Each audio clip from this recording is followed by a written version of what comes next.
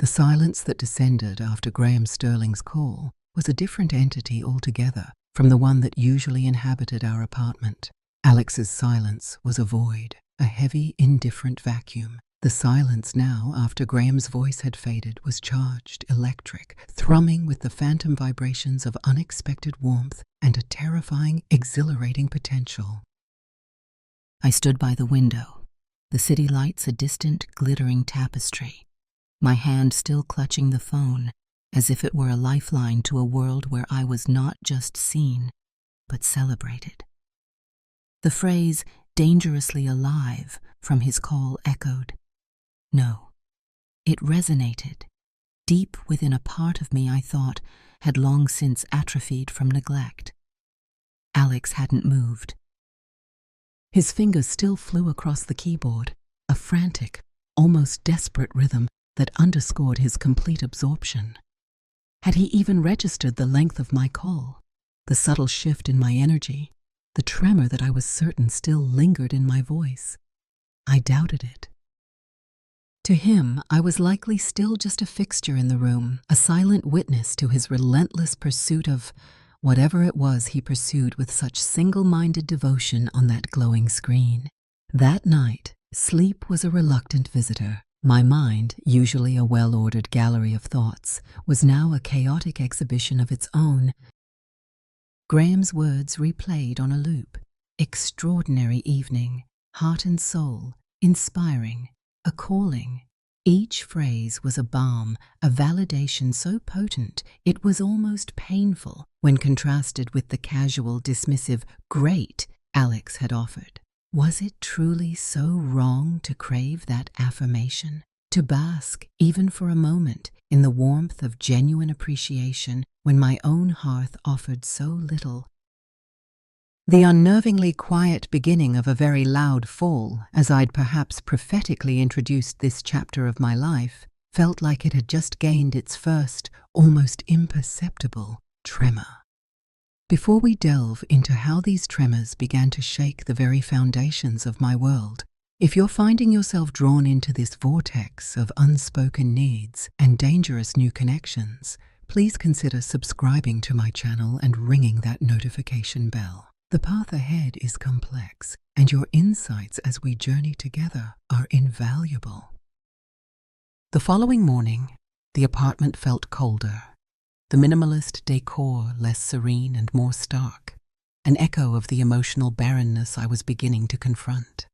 I made coffee, the aroma usually a comfort, now just a reminder of Alex's predictable routines, his predictable detachment. He emerged from the bedroom, already dressed for a day that would undoubtedly involve more spreadsheets than sentiment, offered a cursory peck on my cheek that landed somewhere near my ear, and immediately gravitated towards his laptop at the mahogany table, the ritual as ingrained as breathing. "Morning," he mumbled, already scrolling, his brow furrowed in concentration, before the first sip of coffee had even passed his lips. "Good morning, Alex," I replied, trying to inject a note of brightness I didn't feel. I hesitated, then plunged. "I was thinking, perhaps we could go out for dinner tonight, to celebrate the exhibition opening properly. There's that new Italian place downtown everyone's raving about." My voice sounded small, hopeful, almost embarrassingly supplicating to my own ears. He didn't look up, a beat of silence then. "Can't tonight, Jess. Tied up." "Have that quarterly earnings call prep? It's going to be a late one. Rain check?" He finally glanced up, a fleeting, almost apologetic flicker in his blue eyes before they were pulled back, magnet-like, to the screen. "Exhibition went well, though, right?" "You said so." "Yes," I said, the single word heavy with unspoken disappointment. "It went very well."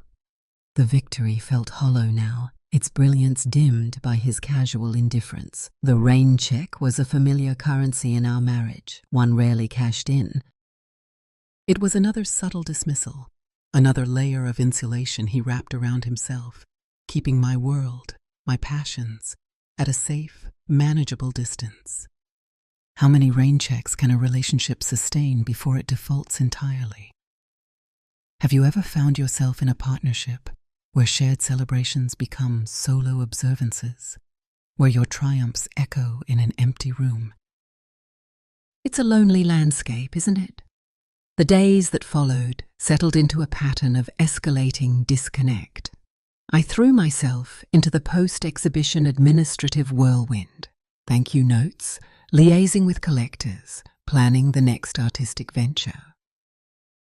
Each task was a welcome distraction, a small pocket of control in a personal life that felt increasingly adrift. Alex remained ensconced in his world of high finance, emerging only for necessities. Our conversations perfunctory, functional, devoid of the intimacy, the shared laughter, the easy camaraderie that had once defined us. The mahogany table became less a shared workspace and more a silent battlefield, a tangible symbol of the parallel lives we were now leading under the same roof. My resentment, a slow-burning ember for years, began to glow with a new, angrier heat. I started to notice, with painful clarity, every missed connection, every uninterested nod, every conversation where his gaze remained glued to a screen. It was as if he was slowly, methodically, erasing me from his immediate field of vision, rendering me invisible. About a week after the opening, an email landed in my inbox. It was from Graham Sterling. Short, professional, ostensibly a follow-up regarding some minor logistical detail about a piece he was considering acquiring from the Urban Echoes exhibition for his private collection. Yet there was a subtle warmth to his phrasing, a hint of the engaging conversationalist I remembered from the phone call. He suggested a brief meeting at the gallery to discuss it further, perhaps over coffee. My heart gave an unexpected, traitorous little leap. This was purely professional, of course, an important investor, a significant potential sale. It was my duty to meet with him. The rationalizations came easily, a soothing balm to the prickle of unease, the flicker of illicit anticipation. We met the following Tuesday. I chose my outfit with more care than usual, a sharp, well-tailored navy dress that projected confidence, professionalism. Yet, as I applied a touch more lipstick than my usual daytime norm, I couldn't deny the flutter of nervous excitement. He was already there when I arrived at the gallery's small, discreet cafe, impeccably dressed, exuding that same aura of quiet authority and intense focus I remembered. He rose as I approached, his smile genuine, his eyes a startling, intelligent grey, holding mine for a fraction longer than strictly necessary. "Jessica, thank you for making the time," he said, his voice that same rich, low timbre that had an uncanny ability to make my skin tingle. "I appreciate it, especially knowing how demanding your schedule must be post-opening." "Not at all, Graham." "It's a pleasure," I replied, hoping my voice sounded calmer, more businesslike than I felt. We settled at a quiet corner table. The conversation began, as expected, with the artwork in question. He was knowledgeable, his questions insightful, his appreciation for the artist's technique and vision clearly genuine. He wasn't just a collector ticking off names, he was a true connoisseur, someone who engaged with art on a visceral, intellectual level. It was stimulating. Refreshing, a world away from Alex's polite disinterest. As the coffee grew cold, the conversation veered, almost imperceptibly at first, from the specific piece to the broader art scene, to shared frustrations about funding, to the challenges of nurturing emerging talent. He listened, truly listened when I spoke, his gaze attentive, his responses thoughtful, often challenging me, pushing me to articulate my ideas more clearly, more passionately. And when he spoke of his own vision for supporting the arts, not just as an investor, but as a genuine patron, I found myself captivated. There was a depth there, a commitment that resonated with my own. "It's rare to find someone in your position, Graham. I found myself saying, who possesses both the financial acumen and such a genuine, unfeigned passion for the work itself. Often it's one or the other. He smiled, a slow, considered expression. Perhaps it's because I believe art, true art, is one of the few things that can genuinely change the way we see the world, the way we see ourselves. It's not merely a commodity, it's a conversation, a vital one, and you, Jessica, are facilitating some of the most interesting conversations in this city. There it was again, that direct, unequivocal acknowledgement. That feeling of being truly seen. My carefully constructed professional reserve began to thaw, just a little. I shared a particularly frustrating anecdote about a difficult artist, something I would never have dreamt of confiding in Alex, and Graham chuckled, not dismissively, but with a knowing empathy. He countered with a wry observation about the eccentricities of a well-known collector, and I found myself laughing, a genuine, unforced laugh that felt rusty from disuse. The meeting, ostensibly about a single artwork, stretched for almost 2 hours. As we finally rose to leave, there was an unspoken energy between us, a subtle shift from the purely professional to something more, something that hovered, undefined in the air. This was more than I expected, Jessica, Graham said, his gray eyes holding mine again, a flicker of something unreadable in their depths. Perhaps we could continue this conversation another time. Maybe over lunch? There's a new restaurant I've been wanting to try, and I value your perspective. My mind screamed a warning. This is a line. A very clear, very dangerous line. But my heart, starved for connection, for intellectual companionship, for the simple, profound pleasure of being heard, whispered a reckless, insistent yes. I'd like that, Graham, I replied, the words sounding surprisingly steady. I'd like that very much. The subtle betrayals I'd hinted at in my narrative earlier were no longer so subtle, at least not to me. They had begun not with a touch, but with a conversation, with a shared glance, with the intoxicating allure of being truly understood, with the conscious decision to step towards a warmth that was so glaringly absent in my own home. What do you think constitutes the first act of betrayal in a relationship? Is it a physical act, or does it begin much earlier, in the hidden chambers of the heart, in the unspoken turning away? It's a murky, complex territory, isn't it? If these questions resonate, or if you've navigated similar complexities, I'd be grateful if you'd give this video a thumbs up. It helps others find these discussions.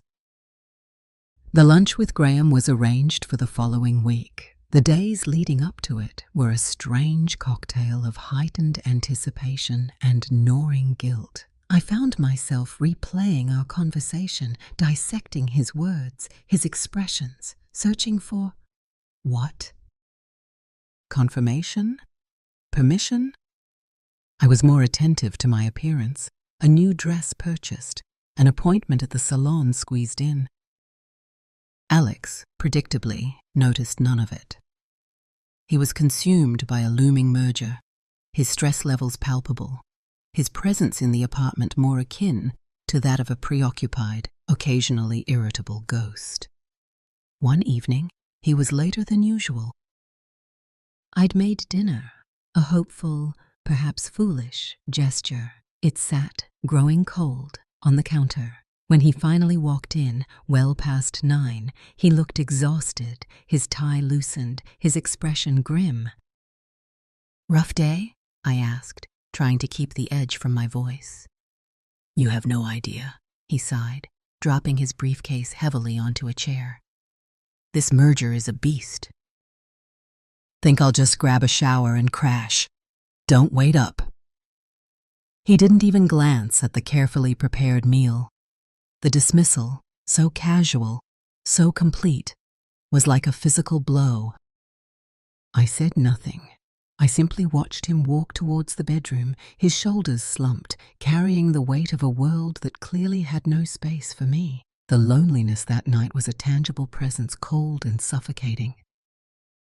And the thought of the upcoming lunch with Graham, once a source of guilty excitement, now felt almost like a lifeline, a small, distant beacon of warmth in an ever-expanding Arctic wasteland.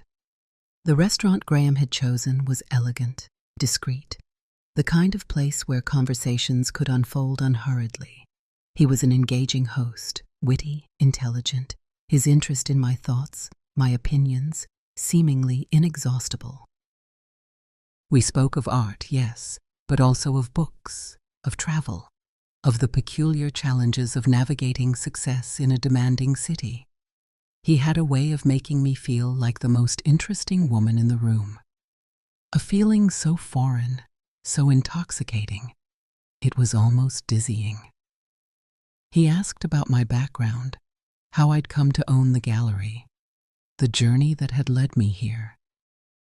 I found myself opening up, sharing stories, aspirations, even a few carefully veiled frustrations about the art world, things I rarely voiced. He listened with an intensity that was both unnerving and deeply validating. "You've built something truly remarkable, Jessica," he said at one point, his gaze direct, serious. "Against considerable odds, I imagine. It takes a rare combination of vision, tenacity, and courage." "It hasn't always been easy," I admitted, a wry smile touching my lips. There were times I wanted to throw in the towel. "But you didn't," he stated, not as a question but as a fact. "What kept you going?" The question was simple, yet profound. I paused, considering. The belief, I suppose, that art matters. That it can provoke, illuminate, connect, and a stubborn refusal to fail. He nodded slowly. "I understand that refusal. It's a powerful motivator." There was a beat of silence, a moment where something unspoken passed between us, a recognition of a shared drive, a shared understanding of ambition's relentless pull. As the lunch drew to a close, an almost melancholic feeling settled over me. I didn't want it to end. I didn't want to return to the sterile silence of my apartment, to the polite indifference of my husband. Graham walked me to the door of the restaurant, the city's lunchtime bustle, a stark contrast to the intimate bubble we had created. "Jessica," he began, his voice softer now, his gray eyes searching mine. "I've enjoyed this immensely." "More than I can say. I find myself very drawn to your passion, your intellect." He hesitated, a flicker of something vulnerable in his usually composed expression. "I know this is perhaps forward, but I would very much like to see you again, outside of a purely professional context, if that's something you might also be open to." There it was, the unspoken invitation, now spoken. The line, once blurred, now sharply, undeniably drawn in the sand. My mind raced. This was no longer about gallery business, about stimulating conversation over coffee. This was something else entirely, something dangerous, something thrilling. Something that could shatter the carefully constructed, if deeply unsatisfying, life I knew. I should have said no. I should have manufactured a polite, professional excuse. I should have retreated to the safety, however hollow, of my marriage vows. But the words that came out, in a voice that sounded surprisingly calm, surprisingly steady, were not the words of the dutiful wife, the cautious professional. They were the words of a woman starved for connection, for warmth, for the intoxicating, dangerous feeling of being truly, deeply, intensely desired.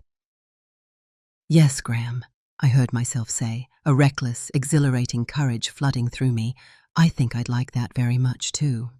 His smile was slow, transformative, lighting his face, making him seem, for a moment, almost boyish. "Good," he said softly. Very good. As I walked away from the restaurant, the city streets seemed brighter, the air charged with a new, vibrant energy. But beneath the exhilaration, a cold knot of fear was tightening in my stomach. I had taken a definitive step, a step across a threshold from which there might be no easy return. The quiet beginning of my fall was, I suspected, about to become considerably louder. The intricate tapestry of my marriage, already unraveling stitch by silent, resentful stitch, was now truly, dangerously, at risk of coming completely undone. What happens next when the forbidden door is deliberately pushed ajar and the first irrevocable steps into a shadowed landscape are taken? The choices I made from this moment forward, the secrets I began to cultivate with a strange, almost feverish intensity, and the intricate web of lies I started to weave. They all paved a path I couldn't fully foresee, a path leading towards consequences I wasn't prepared to face. Are you ready to walk further down that precipitous path with me? I invite you to join me for part 3, our next episode, where the stakes escalate dramatically and the descent, as I recall with a shiver, becomes alarmingly steeper. Thank you for walking this far with me, for lending your presence to this chapter of my unraveling. Your willingness to witness this journey without judgment means more than words can adequately express. I truly want to hear your thoughts, your initial reactions to this critical turning point. Please share them in the comments below. What do you foresee? What would you have done? And if you're as invested in seeing where this complicated and increasingly perilous journey leads as I am in sharing its truth, make sure you're subscribed to my channel and have that notification bell activated. You won't want to miss the next installment as the story continues to unfold.